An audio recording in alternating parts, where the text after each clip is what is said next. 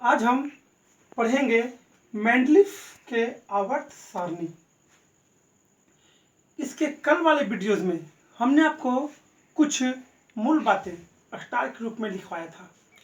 उन मूल बातों को आप अपने नोटबुक में लिखेंगे, साथ ही उसे याद कर लेंगे, क्योंकि आने वाले परीक्षा के लिए वो काफ़ी महत्वपूर्ण है और ऑब्जेक्टिव आपका काफ़ी वो हद तक कवर करेगा। मेंडलीफ से जुड़े हुए तकरीबन ऑब्जेक्टिव में 5 से 6 सवाल होते हैं। इस वक्त जो हम बताने जा रहे हैं उससे संभवतः इन 5-6 सवालों का हल भी मिल जाएगा।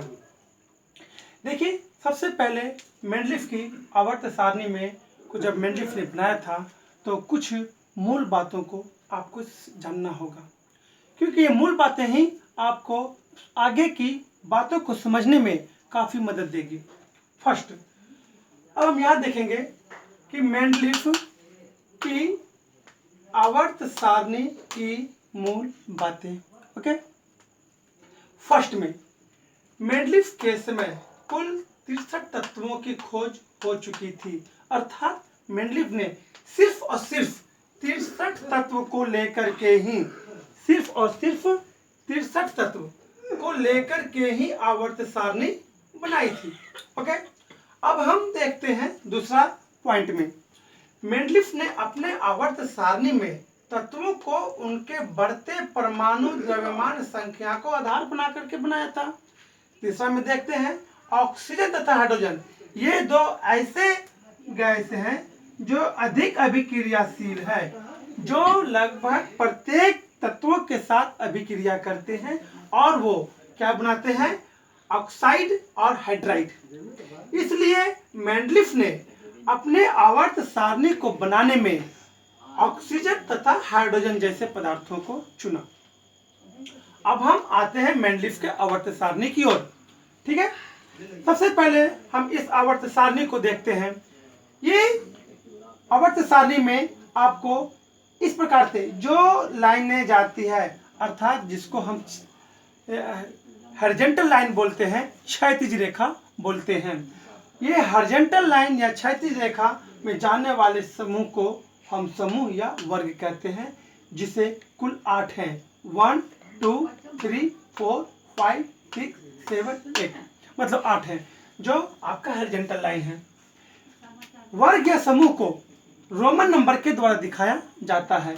आप बोर्ड पे ऑलरेडी देख सकते हैं 1 2 3 4 5 6 7 8। आपको बोर्ड पे दिखाई पड़ रहा होगा यहाँ पे एक अलग से लाइन। ये लाइन मेंडलीफ के जो वास्तविक आवर्त सारणी है उसमें ये शामिल नहीं है। हमने बताया कि ये क्या है, मेंडलीफ के आवर्त सारणी के संशोधित रूप है। जब है ना, इसको कब जोड़ा गया, इसमें कौन कौन से तत्व हैं, इसकी चर्चा हम थोड़ी देर बात करेंगे। चलिए, तो अब फिर से रिमाइंड करते हैं, वर्ग या समूह की संख्या 8 है, जिसे रोमन नंबर के द्वारा लिखा जाता है।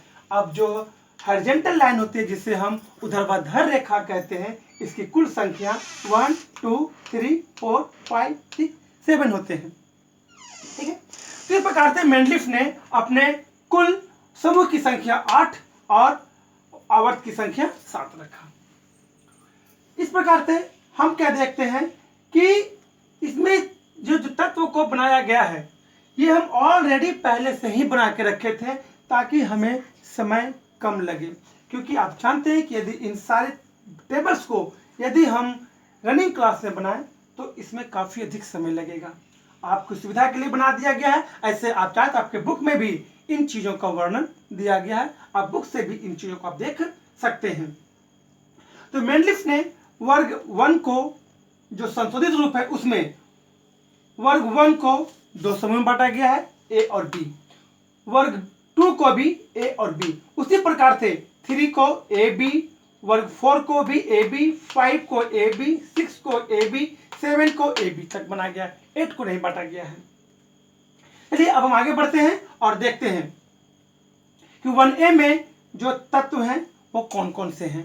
तो देखिए, यहाँ पे भी टेबल के नीचे हमने एक और टेबल बना रखा है। 1A में जो है वो सारी 4 धातुएं हैं। 1A, 1 और ए मतलब ये साइड से हाइड्रोजन छोड़कर, LI NA K RB CSFR। ये सारे संकेत हैं। इनके अगले वीडियोस में इन सारे तत्वों को नाम बताया जाएगा या फिर उसे व्हाट्सएप के द्वारा इन सारे तत्वों को नाम लिख करके व्हाट्सएप पे आपको फोटो के रूप में भेज दिया जाएगा। तो 1A में जितने भी तत्व हैं ये सारे क्षार धातुएं होती हैं। 1B में मृदा धातुएं होती है। 1 का बी में देख सकते हैं, बी में आता है कहां से, आवर्त 4 से Cu, आवर्त 5 में Ag, आवर्त 6 में Au। आप इन तत्वों के जो संकेत है ठीक उसके नीचे में आपको कुछ अंक दिखाई पड़ रहे हैं। ये अंक वास्तव में, ये अंक जो है वो वास्तव में आपका तत्वों के परमाणु द्रव्यमान संख्या दिखाया गया है। अब आते हैं 2A। 2 का मतलब वर्ग 2। 2 का ए में क्या है, आपका क्षारीय मृदा धातु है। 2 का ए Be Mg Ca Sr Ba Re। 2 का ए। 3 का बी और 3 का बी, 3 का बी यहाँ पे 2 लिखा हुआ है। इसका मतलब 3 का बी जो लेंथेनाइट्स है वो समूह 6 में 3 में आते हैं और बी में आते हैं।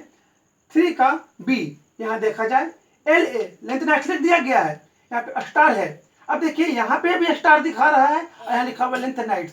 इसका मतलब है कि आवर्त 6 में समूह 3 के आवर्त 6 में जो तत्व है वो लेंथेनाइट्स है और इसका अलग से समूह बना दिया जाता है।